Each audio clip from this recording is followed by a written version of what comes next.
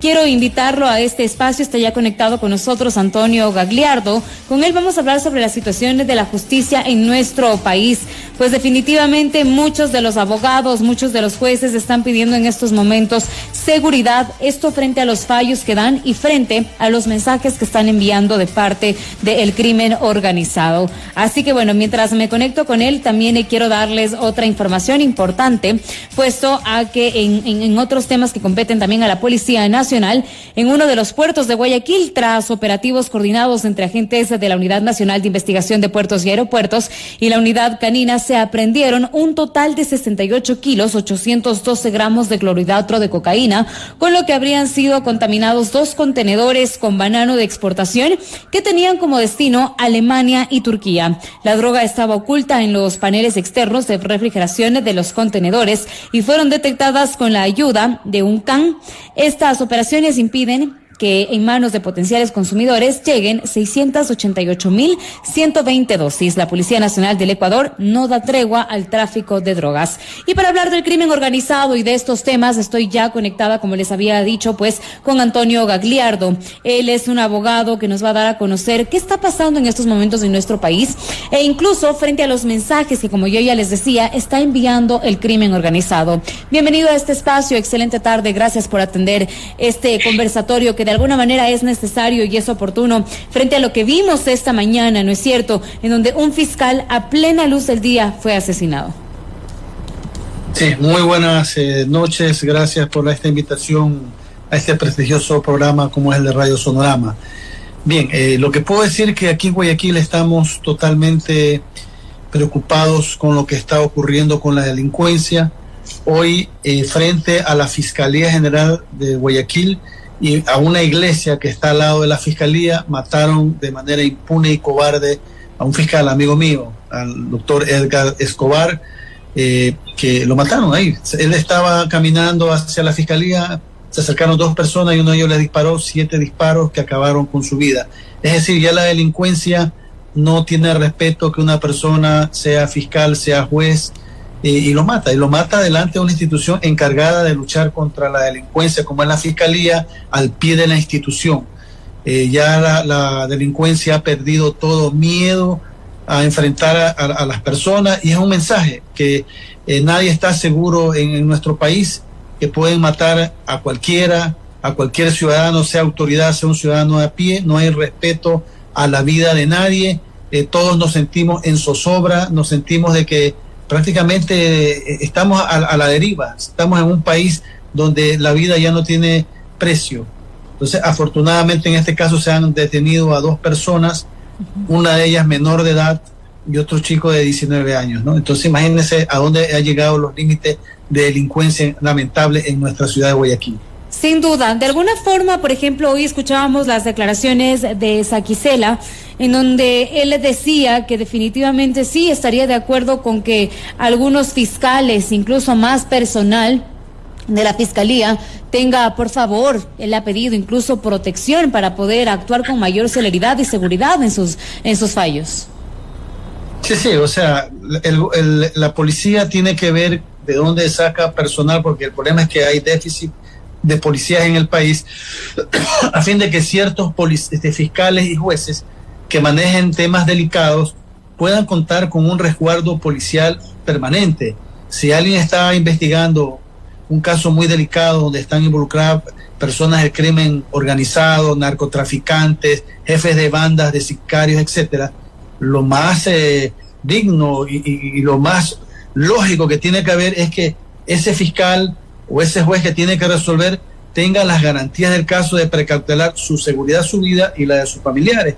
Pero lamentablemente vemos que un fiscal camina libremente en las calles sin ningún tipo de resguardo, sin ninguna seguridad, y lo pueden matar. Esto es un mensaje a los fiscales. Ahorita yo fui fiscal provincial por muchos años, otra vez 18 años en la fiscalía. Hoy he estado en la fiscalía, he hablado con muchos amigos que fueron mis compañeros, todos están temorosos, no quieren dar declaraciones. temen que también los maten a ellos. ¿Cómo ve usted tal vez que de alguna manera puedan ustedes acogerse al teletrabajo para de esa manera también precautelar su seguridad? ¿No sería de alguna forma un poco más peligroso incluso estar siempre con toda su familia, que se investigue su lugar de trabajo en el caso de que algún fallo no sea favorable pues para quienes no les parece? Bueno, esa es una situación, o sea, por más que esté en teletrabajo, tendrá que tener un resguardo en su casa, porque como usted muy bien lo dice, si está en la casa también pueden ir a atentar. O sea, ya la delincuencia aquí, por lo menos en Guayaquil, ya no respeta absolutamente nada. Nadie está seguro en la ciudad de Guayaquil. Pueden meterse en las casas, aquí se meten a las casas, inclusive en ciudadelas privadas, en la ciudadela donde vive el presidente, se metieron con una persona secuestrándola y haciéndose pasar a unos miembros como policía.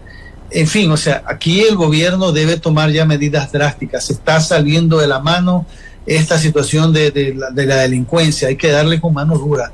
Sencillamente esto está desbordando todos los límites tolerables, no solo porque han matado a un fiscal, porque a todos los ciudadanos estamos expuestos a que nos maten. Entonces debe haber ya una política más seria de la policía, infiltrarse en estas bandas de sicarios, en estos que mandan a matar, detener e investigar a sus responsables y ponerles la máxima pena. La delincuencia debe saber que si ellos actúan mal, sus actos van a ser sancionados y tendrán penas durísimas sin ninguna contemplación. Pero si también hay un sistema judicial blandengue que deja salir delincuentes, esos mismos delincuentes van y después los matan a los mismos jueces y fiscales. Es decir, todos tenemos que arrimar el hombro, autoridades, policías, jueces, fiscales, ciudadanos, a fin de evitar de que se sigan cometiendo estos delitos y que los crímenes no queden en la impunidad. Los delincuentes deben saber que la sociedad se organiza porque hay un enemigo común, los delincuentes, y nosotros debemos tener, podríamos decir, el orden en la ciudad, en el Estado, y no que los delincuentes nos tengan a nosotros arrinconados, con miedo, asustados, porque nadie quiere salir. Abogado, por ejemplo, si en sus manos estaría en estos momentos otorgar mayor seguridad para todos los jueces, ¿cuál sería el plan de trabajo que usted implementaría? ¿O cuál sería este llamado de atención que le daríamos al gobierno nacional para que tome en cuenta la experiencia de algunos exfiscales y de cómo se sienten y de cómo temen incluso a veces dar un dictamen porque temen por su familia y por su seguridad? ¿Qué podríamos recomendar para poder mejorar lo que estamos viviendo y que no los maten a plena luz del día o que no tengan que recibir amenazas constantes? Mire, hay un problema aquí en Guayaquil, que en los juzgados, en ciertos juzgados no hay policías. En la misma fiscalía hay déficit de policías, no quieren poner policías porque consideran de que no es importante. Antes en la policía, cuando yo era fiscal, había muchos policías, ahora los han reducido por cuestiones de que no hay policías, que no están en las calles, pero ahí está el ejemplo. Y en estas unidades judiciales corren peligro los jueces, los fiscales, los abogados, los ciudadanos que denuncian, hasta la persona procesada, investigada y los familiares. Todos corren peligro. Entonces debe haber un verdadero resguardo en estas unidades judiciales, resguardos en sus alrededores, buenas cámaras para detectar cualquier anomalía y que se grabe en estas situaciones. Entonces el Estado debe tener una precaución muy importante en que aquellos que investigan los delitos, como son los fiscales, que dan la cara, que acusan, que son los que se ganan los enemigos, tengan un verdadero resguardo ellos, de no verse expuesta a su vida ni la de sus familiares. Los fiscales, si son amenazados, quizás no pueden ni actuar bien, porque de repente un fiscal hace algo es porque tienen secuestrado a su hijo, a su esposa, y le han amenazado que los matan si no toma una o determinada decisión. Hay muchos dramas de eso. Yo cuando era fiscal provincial, una vez una fiscal me enseñó la foto de su hijo y dijo que a su casa le fueron a entregar la foto de su hijo cuando llegaba timbrando la puerta de la casa, y vino llorando ante mí desesperada para que le quite ese caso, porque ya tenía el terror de actuar en un caso muy delicado que tenía. Entonces los fiscales y los jueces son seres humanos, como todos nosotros como ciudadanos comunes, y deben tener las respectivas garantías de no sufrir atentados en su vida, porque si no, ningún fiscal va a quererse arriesgar su vida, porque más vale la vida que lo maten. Y la familia también. La familia. Yo cuando era fiscal provincial, en ese tiempo sí tuve un muy buen resguardo policial, tenía seguridad, quien habla, y también mi familia. Yo me sentía seguro porque estaba bien resguardado, y por eso me enfrentaba a la delincuencia, me enfrentaba a lo que sea, porque yo tenía las seguridades de estar bien resguardado. Pero usted está hablando... No se puede actuar así, no se puede actuar. Pero usted está hablando, por ejemplo, de su época, ¿no es cierto? Del accionar y de la seguridad que usted tenía cuando era ex fiscal del Guayas. Pero ¿qué pasa en estos momentos? ¿No hay la seguridad necesaria? ¿Cómo ve usted también que está existiendo este acompañamiento de la seguridad a todos los jueces? ¿Hay una falencia? ¿Qué falta? ¿Qué implementar? ¿Qué estrategias utilizar? Bueno, yo me he dado cuenta, porque soy amigo de muchos jueces y muchos fiscales, que no están ellos resguardados. A veces piden, cuando tienen un caso muy delicado y tienen un policía solo horas laborables, o que lo van a ver a la casa y lo llevan, o sea, no es una seguridad completa. Yo creo que si el Estado quiere que no queden en la impunidad los delitos, que los fiscales y jueces actúen sin temor a nadie, deben tener las suficientes garantías. Entonces, actualmente, uno ve a la fiscal provincial a veces sin seguridad con un policía, en fin, o sea, y otras autoridades no tienen. Yo veo a los fiscales caminando, yo camino por la 9 de octubre o por otras calles, me veo a los fiscales, me veo a los jueces, converso con ellos sin ningún tipo de seguridad. Si aquí no ha habido más crímenes es porque no quieren hacerlo. Lo que pasa es que ahora esto se está desbordando.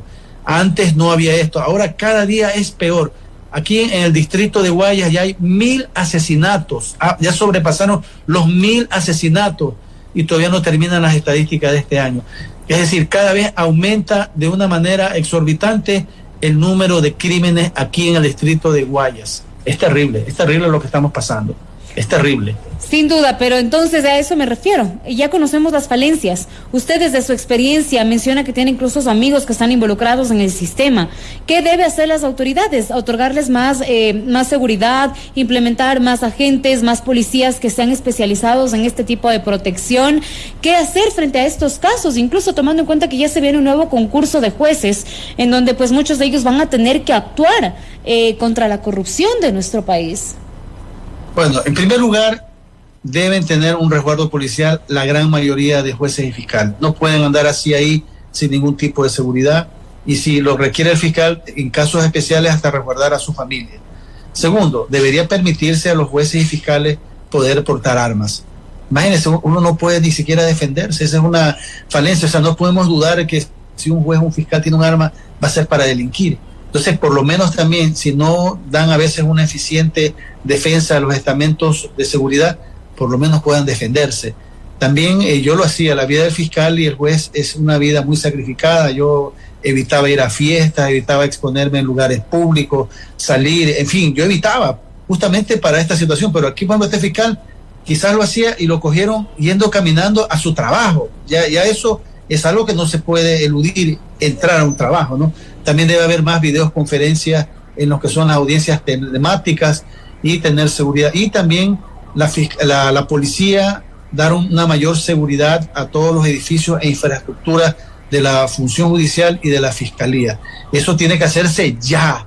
Eso no es algo para estudiar, analizar. Ya debe implementarse de inmediato un sistema de seguridad a jueces y fiscales. Si no, mañana o pasado matarán a otro fiscal, matarán a otro juez, que ya ha pasado. Ya es el tercer fiscal que matan en este año. También han matado ya a algunos jueces. Y esto es terrible. Esto es terrible. La delincuencia está tomando una peligrosidad jamás vista anteriormente. Por ejemplo, hoy escuchamos a María Josefa Coronel, directora provincial de la Judicatura en Guayas, y ella informó que entre 5 a 8 jueces, nada más de este número, tiene resguardo policial en la provincia. De alguna manera hablamos que es un número bastante reducido a quienes se les otorga esta seguridad. Y por otro aspecto, según sus declaraciones y según lo entiendo, el hecho de tener más audiencias telemáticas podría dar mayor seguridad. Entonces sí estaría de acuerdo con que el teletrabajo puede ser una gran opción para evitar este tipo de crímenes. Sí, el teletrabajo es importante, pero también hay ciertas audiencias en donde tienen que ser presenciales por el tema de la prueba de documentos, manejar documentos. A veces las audiencias telemáticas, quizás ciertas audiencias de menor problemática, pero hay audiencias en donde, por ejemplo, están los expedientes que los tiene el fiscal. Y si el fiscal está en un lado con el expediente, ¿cómo los abogados pueden tener acceso al expediente? ¿Cómo pueden presentar ciertas pruebas en esos documentos? Y también los jueces, ¿cómo la pueden ver? O sea, lo telemático cabe para cierto tipo de audiencia y no para todas, dependiendo su complejidad. No podemos decir así a priori que todas las audiencias deben ser telemáticas. Eso sería un gravísimo error. Hay audiencias que sí se requieren ser presenciales y se debe dar las garantías del caso a todos. Yo, por ejemplo, yo estuve en una audiencia una vez en el Abraham Borja y pusieron una bomba y pusieron, yo estaba ese día y salieron corriendo todos estos jueces, fiscales, y era de verdad lo de las bombas. Y después de la siguiente semana otra vez lo mismo, y otra vez una bomba, hubo 2 semanas seguidas bombas, ya eso ha parado porque hacen un mejor control. Entonces tantos abogados, fiscales, jueces y usuarios corren peligro su vida en estas audiencias porque están metidas personas peligrosas, o sea, son daños colaterales. Está en una audiencia muy importante alguien muy peligroso y por ese alguien peligroso pone una bomba y salen matando a otras personas que están. Pero de esta manera estaríamos, eso simplemente es la evidencia de que en estos momentos el crimen organizado tiene mayor poder que la Policía Nacional, ahora que los militares, a través de esta consulta, de esta pregunta de la consulta popular para brindar apoyo a la seguridad de nuestro país. Es decir, el crimen organizado se está tomando todas las instancias de nuestro país, y frente a eso, ¿cómo actuar con celeridad, dejando de lado incluso la corrupción y el miedo? Claro, bueno, en primer lugar, yo coincido con la pregunta del presidente de que los militares deben colaborar en la lucha contra la delincuencia. El Estado gasta mucho dinero en tener los militares ahí encerrados en los cuarteles y para desfile y solo para emergencia. Los militares consumen un alto presupuesto del Estado, tienen armas, deben colaborar en la lucha contra la delincuencia. Deben mejorar la policía en sus labores de inteligencia, mejorar las recompensas y también hacer lo suyo la justicia, la función judicial y la fiscalía, sancionando ejemplarizadoramente a quienes cometen delitos. Que sepa la delincuencia, que sus crímenes no queden en la impunidad. Por ejemplo, ahora resulta que matan a una persona y dicen, no, tenía antecedentes, ajuste de cuenta, y ya no se investiga nada. Así como mataron a esa persona por tener antecedentes, muere en la investigación. Ese es el error que ha habido. Aquí se mata impunemente en el país y no pasa nada. Entonces, en esos crímenes debe reforzarse más elementos para investigar, más investigadores, más labores de inteligencia de la policía, de las Fuerzas Armadas, y detener a los responsables y dar un duro ejemplo. O sea, aquí, ante acciones extremas, hay que tomar medidas extremas. El gobierno nacional tiene que poner cartas en el asunto de inmediato, de manera urgente, dando los recursos económicos para mejorar las investigaciones, más vehículos, radares, aparatos para interceptar llamadas telefónicas, para pagar rescates, para hacer labores de inteligencia, para comprar información, agentes infiltrados. O sea, el Estado debe de invertir. El invertir en seguridad no es un gasto, es una inversión en la seguridad de todos los ciudadanos, que todos merecemos poder caminar de una manera libre y tranquila en las calles, no con el miedo que nos van a matar. O sea, ya ahorita todos aquí en Guayaquil tenemos miedo de caminar por las calles porque tememos que nos van a matar, vemos una moto que está al lado de nosotros, tememos que nos van a matar. Es terrible lo que está pasando aquí en Guayaquil. Lo digo así a los compañeros y amigos de Quito, es terrible lo que está pasando en la ciudad de Guayaquil, y no escuchamos al presidente decir nada, por ejemplo. Él debe salir ya y encabezar una situación con sus ministros, Fuerzas Armadas, Policía, reunirse la Fiscalía, la sociedad. Todos debemos unirnos en esta lucha contra la delincuencia. Sin duda. Por último, quiero preguntarle, usted decía que es gran amigo y que se conocía muy bien con Edgar Escobar, el fiscal que fue asesinado el día de hoy. ¿De alguna manera lograron conversar? ¿Cuál era el caso que él estaba llevando adelante? ¿Habría alguna amenaza por detrás? ¿Han tenido la oportunidad de conversar con su familia para conocer más a profundidad este hecho que enluta a la justicia ecuatoriana y que preocupa a todos los ciudadanos? Bueno, debo indicar que yo cuando entré a la institución, después él ingresó, era pasante, después subió a secretario, después fue fiscal. Lo conozco de hace muchos años atrás, ya más de 20 años que se lo conozco. Él tiene 12 años en la institución, pero lo conocí cuando era el pasante. Estaba hasta estudiando Derecho, ni siquiera se graduaba de abogado, por eso lo conozco tantos años. De fiscal tenía como unos 12 años. Él estaba manejando uno de los casos de los crímenes en la penitenciaría cuando desmembraron a los internos. Ese era un caso delicado donde había gente peligrosa involucrada en el tema, y también estaba manejando el tema de la explosión en la isla Trinitaria, donde murieron varias personas y hubo grandes destrozos. Entonces él estaba manejando esos dos casos.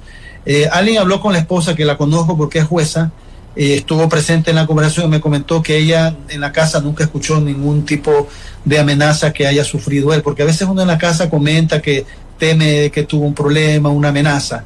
Ya están 2 personas detenidas, vamos a ver si ellos colaboran diciendo algo, aunque a veces estos sicarios son contratados por terceras personas que no se sabe quién es el principal o el que realmente contrató los servicios. Así actúan de manera profesional esta gente, ¿no? pero en todo caso la Fiscalía tendrá que investigar esto junto con la Policía Nacional y dar con los autores ya intelectuales, porque están detenidos los autores materiales, y ver por qué razón, circunstancia, motivo fue que se ordenó y se asesinó tan vilmente y cruelmente al fiscal Edgar Escobar.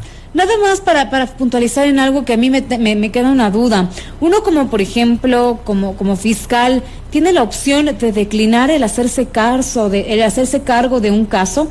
En estos momentos hablamos que el caso del fiscal lastimosamente asesinado podría haber estado involucrado con los asesinatos que se dio en la penitenciaría del Litoral. Frente a este caso, que es bastante delicado, de donde incluso se han escuchado que salen presuntas llamadas y de donde se coordinan algunos asesinatos, ¿uno tiene esa potestad de decir no me quiero hacer cargo de tal caso por el temor que siento de mi vida y de mi familia?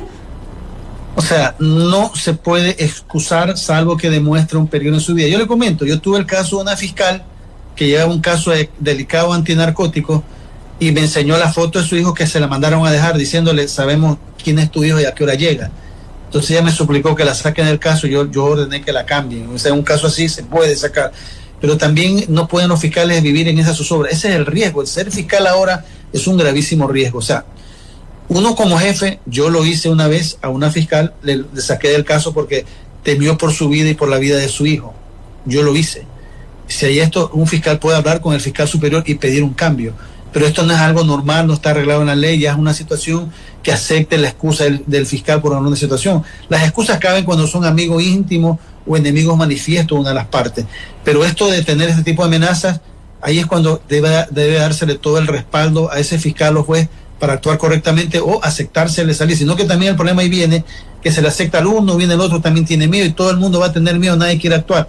Esa es la situación de que actuar en este tipo de casos hay que tener esa valentía, entereza y ese riesgo a la vida. A veces hasta qué punto vale la pena arriesgar la vida en estos casos, peor si no se tienen las garantías. Los jueces y fiscales deben tener las garantías para actuar, si no sencillamente la delincuencia va a ser la que va a mandar. Sí. O sea, van ellos a decidir cómo va a resolver los jueces y fiscales, porque un juez quizás por amenazas o por miedo a su vida va a terminar actuando de una manera y no como corresponde, porque no tiene garantías para su vida y su familia. Quiero agradecerle mucho a usted, abogado Antonio Gagliardo, por acompañarnos, por darnos de alguna manera a conocer este testimonio de lo que viven a diario los fiscales, principalmente en la ciudad de Guayaquil. Ha sido bastante enfático y claro en que falta muchísima seguridad en estos momentos frente al accionar que tienen ustedes y frente a que el crimen organizado está más que latente en nuestro país y está enviando mensajes claros y contundentes. Quiero agradecerle por acompañarnos. Siempre las órdenes, para mí un gusto estar en la gran señal de Sonorama. Muy amable. Son las 18 horas.